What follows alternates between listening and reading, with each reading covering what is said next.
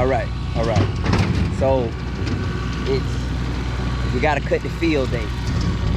We got this pasture over here that we took cows off of, and now we have to maintain it, which is good because the grass looks really good out here. And by the time we put cows back on it and we get our equipment, it's gonna be absolutely wonderful. So today, I got my partner in crime. She on the tractor first. Miss A-Man somebody. She doing her thing. And she's already cut a nice little bit. When she get ready to take her break, I'm gonna jump on and we're gonna finish it up.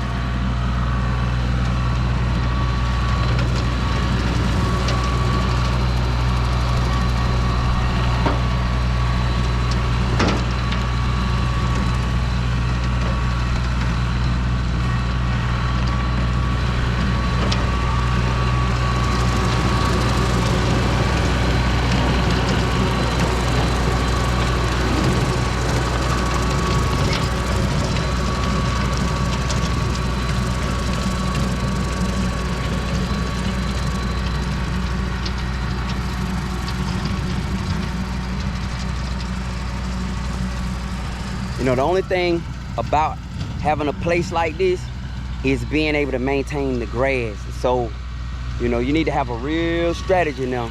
I'm not saying that to be like funny or try to be coy.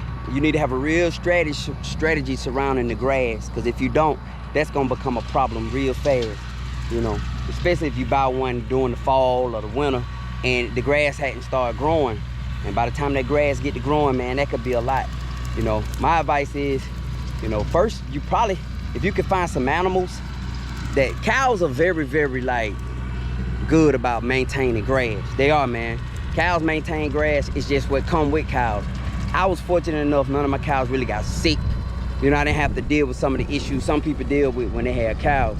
So that's the only drawback going into that and not really understanding how to handle it. And then on top of that, with your cows, you gotta have equipment. If you don't have equipment, man, that ain't gonna be a good thing. Do not get no cows without no equipment. Cow handling, corrals, head catches, stuff like that where you can kind of, you know, herd your cows and stuff. But if you get some cows, man, and you ain't got that, you're gonna be in for some trouble. I did it, you know. I thought I knew what I was doing, absolutely didn't. So don't do it. All right, y'all.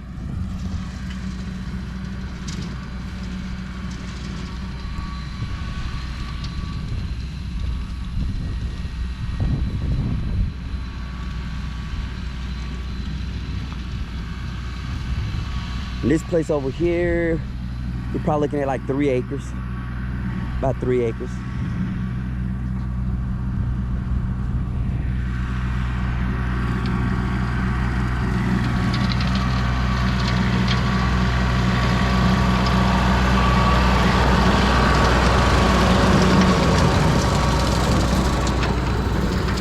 It ain't as dusty as it was when I did it the first time. So it's getting better. Still gotta wear a mask though.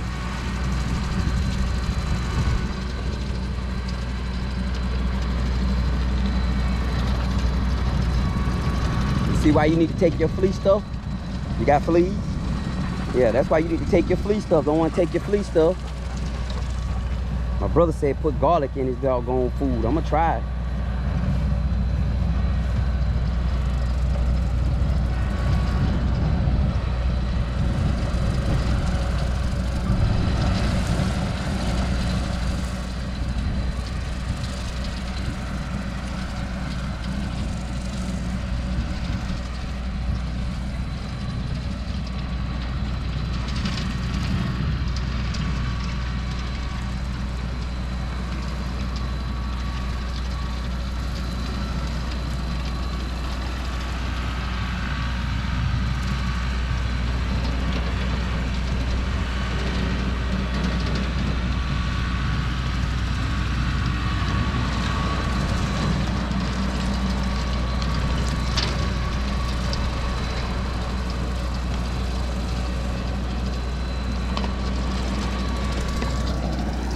And I put the bales of hay out here just in case the cows don't make it through it this winter.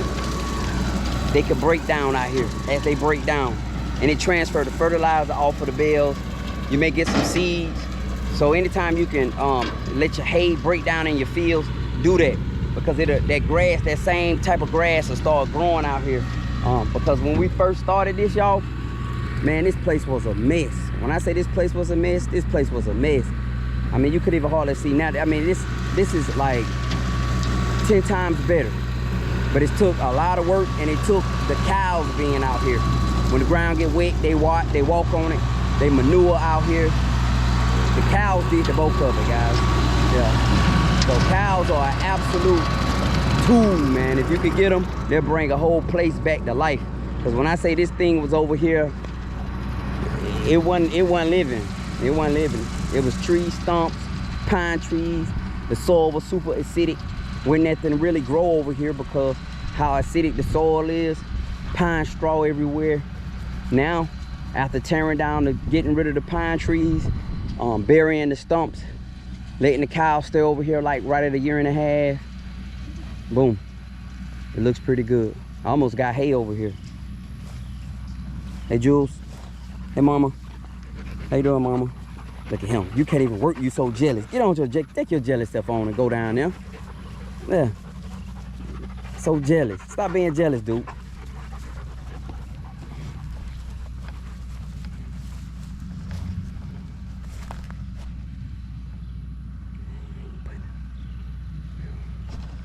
Stop peeing on the hay, dude.